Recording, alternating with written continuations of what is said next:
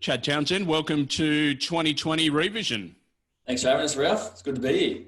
No worries. Now, you're a first grade rugby league player for the Cronulla Sharks in the NRL. I want you to take me through your 2020, which has been a pretty much crazy year for everyone, and you're no different. Yeah, 100%. Look, obviously, COVID and the challenges it's presented has affected all of us, and us as professional athletes, we're no different.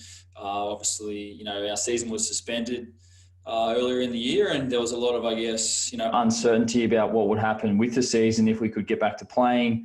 For us, it was just about trying to stay fit and stay ready. So when and if there was an announcement that the season would return, that we'd be ready to go. And it turned out that the Peter V'landys, the ARL commissioner, done an outstanding job at getting the game back, and us players had to go into a bubble and make some pretty big sacrifices around what we could and couldn't do throughout our life in 2020. And the best thing for all of us, us as athletes, fans, media, that we could get the game back on and put some smiles on some faces and do what we all love. You mentioned the bubble there and the strict biosecurity protocols that the NRL issued. Just for people out there that may not be aware of those things, they were very different to the general public. So perhaps outline what you had to do on a day-to-day basis just to, I guess, keep the game going.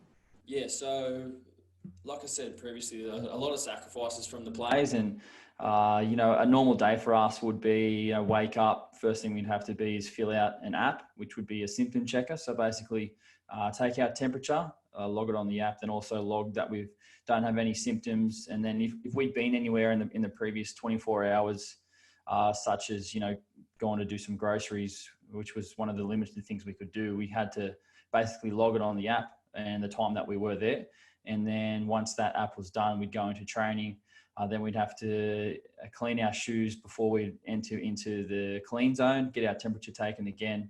And then basically we weren't allowed to leave the facility pretty much the whole day. And then once we did finish up training, then we'd have to go straight home. So that was pretty much our lives. It was just at home or at the training facility. So on our days off, it found like, the only time you could leave your house was if you went into training. So a lot of the boys would go in and get some extra physio or extra massage or speak to the coaches just to get out of the house, basically.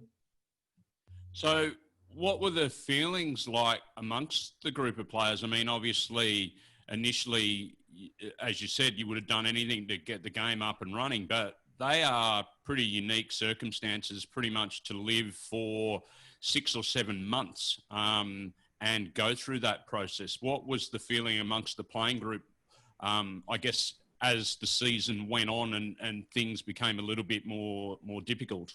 Yeah, look, I think the biggest thing that we wanted to do as a playing group, and the RLPA really communicated this for us, is that we wanted to get back playing as soon as possible because, we're no different to everyone else. Like, we've got bills, we've got mortgages to pay, we've got families who rely on us to bring in income. So for us, we just wanted to get the game back up and running. And then once we did, it was a bit of a relief for a lot of our players because, especially some of our younger players who, weren't really sure and, sort of hadn't really found their voices yet would come and sort of speak to our senior players and ask the questions because, they were a little bit worried about what would happen with their contracts and with their money and things like that. Because at the end of the day, it was, like I said, a big sacrifice, especially, financially as well. We took a hit, as well as a lot of other people. So, like I said, it was just a great thing that we could get back on the field and do what we all really love doing. I mean, rugby league clubs, I guess, are no different to any other workplaces. There's different personalities that are involved in each club. Obviously, some guys would have handled the situation more differently than others. Other people would have been probably finding it a whole lot more difficult. You're a guy that likes to use your time effectively and keep busy, but there are other players that perhaps struggle with idle time. Yeah, 100%. Look, myself, I'm someone who really likes structure and routine. So for me, I really just planned out my training schedule, what I needed to do each and every day. I like to get up at the same time every morning. I like to get up at 5 o'clock, basically get up before my kids get going and try and attack the day. But yeah, look, there's some players, and I don't want to go into too many names, but there's some players who are, for example, from New Zealand and are single, so they don't have a partner, but they live by themselves in their own unit. So, I'm lucky I come home to my wife and 2 children and can have some conversation and play with my kids. And I'm lucky enough, I live in a house and I've got a backyard throughout the year, so I could go and, play in the backyard and go in the pool. But, some of our teammates, like I just mentioned, would go home, no conversation for, 12 hours. So, mentally, that definitely took its toll, and it's just great that, some of the players in our team, they spoke up about that. And we wanted to make sure as teammates that, we were there for one another throughout what was definitely the most challenging year I think what we've ever had. Yeah, it certainly was difficult, and I think the general public has sort of got to get a bit more of an appreciation as to what the players went through during the 2020 season. I mean, overall, when you look back at it, despite what may seem very difficult at the time, the ARL Commission and the NRL had done an amazing job in terms of getting the game back on track, and the fact that there were no positive COVID tests across the season really highlights the fact that, okay, while it may have seemed strict, there was obviously a reason for that. Yeah, 100%. I think, looking back on it now, I think the ARL, led by Peter Valianti's done an outstanding job. And, potentially we could have kept the season going. We had, like I just mentioned before, some really strict biosecurity measures, and the fact that not one single NRL player or, top squad member from any team contracted the coronavirus, I think is a massive positive, and showed that, us as players, we were, abiding really strictly by these protocols because we wanted to get back on the field and we wanted to get paid. So, I'm a massive American sports fan, and I love my NFL, and, those guys seem to be getting coronavirus every single week. There's guys missing games left, right, and center. And at the end of the day, it's it sucks that they're getting, obviously, what is coronavirus, but they're missing out on playing football, and the only people that get hurt are their teammates. So for us, it was a huge point that we wanted to, make sure that everyone really stuck by the rules, because we couldn't afford to, have one of our really good players, miss out on a game for 2 weeks or have to go into isolation. So that was, at the front of our minds. Do you think in some ways the difficulties and the adversity and all of the things that you guys went through as a club kind of brought you guys a little bit closer together because you're living the same experience, right? Yeah, 100%. I think, when you go through a little bit of hardship with a group, it really creates like a bonding culture. And for us, even like on the days where we would travel interstate for trips. So in the NRL, we're used to going sometimes 2 days, but most of the time a day before our game. We'd stay in a hotel, and then we'd play, and then depending on the time of the game, we'd either stay the night after and fly home the next morning. So for us this year, we would fly in a private plane pretty much on game day. So wake up in the morning, go straight to Bankstown Airport, and then pretty much it's so different. Like, you don't walk through customs, or you don't walk through your bag x-ray or anything. You just walk in, get your name ticked off, and walk straight on the tarmac and then onto the plane. And then there's no allocated seats. You just sit wherever you want. The senior players get to sit up front. Rookies are at the back. So, quite a different challenge. And obviously you fly, get to the land. A bus is waiting on the tarmac. Get straight on the bus, go straight to the ground. And then we're kind of up in this function room in the stadium for, a few hours before we need to get ready. And all of the boys just like to chill out then. Maybe, have a bit of a stretch, have a bit of a feed, and then play the game. And then after the game, it's straight on the bus, straight back to the airport, on the tarmac, walk onto the plane straight away, and then fly home. So sometimes, we'd be getting home at 2 a.m. in the morning, but we actually had a really successful record when we were flying on the game day. So, maybe we might need to look at it in the future. I was going to say, are there any changes or anything that you experienced this year that you kind of had a bit of an aha moment that this may be the way of the future, given you were sort of forced into these circumstances? But in a lot of these situations, and I guess the parallel has sort of also been drawn to workplaces across the country, that while it was difficult at the time, there are new ways of doing things, and there may be better ways of doing things in the future, and improvements can be made based on the experiences of 2020.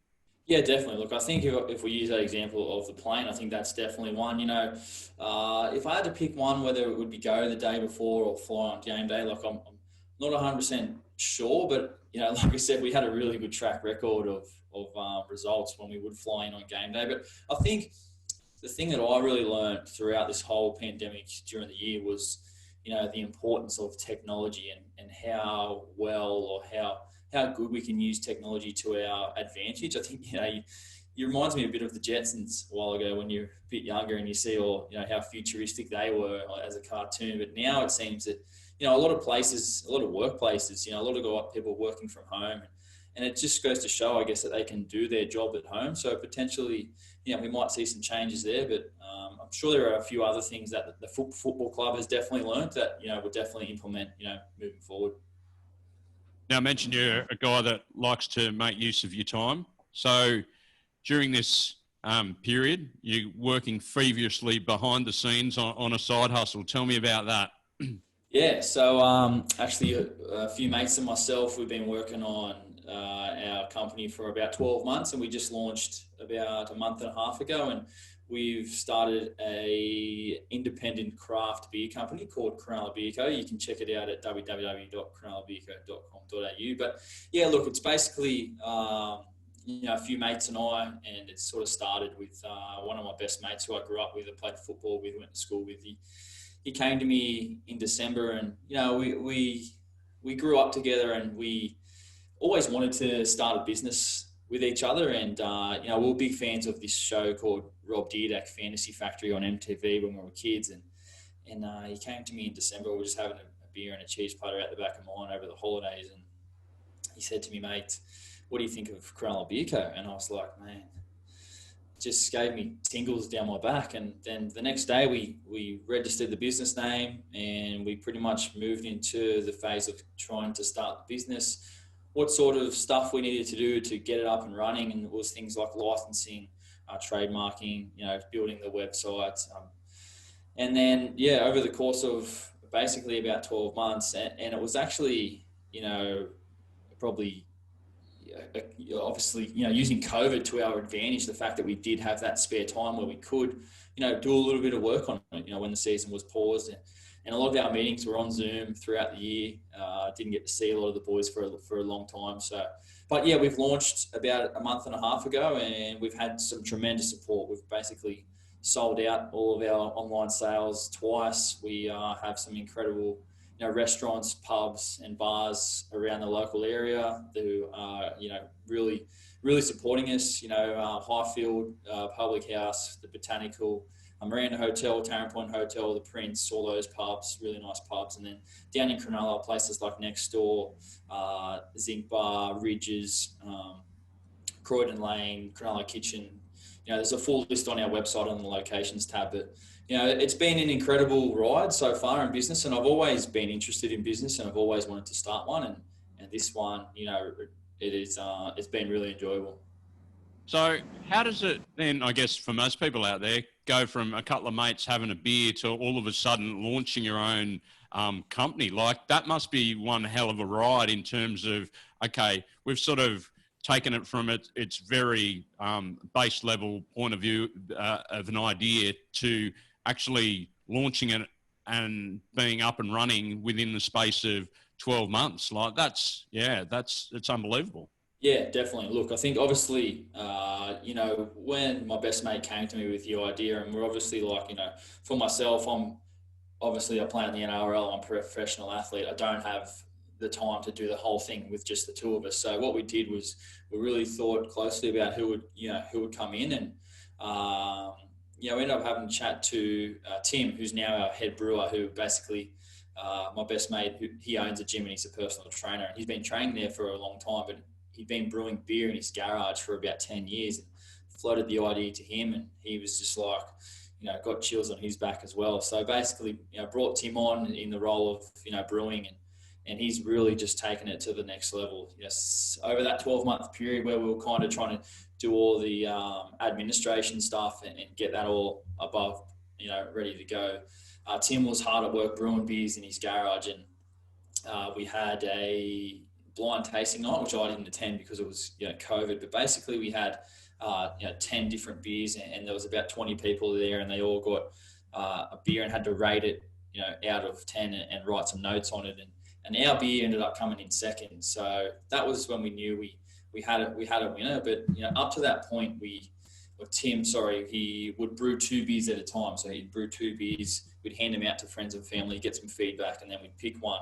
And then he might, change it again, brew 2 more, and end up doing that about 8 or 10 times. And then that got to the point where we finally had that blind tasting night, and then we just were like, boom, all right, this is the recipe. Now we just need to scale. And we found a brewing partner who, has been incredible, and that we've been able to scale, and it's been a lot of fun.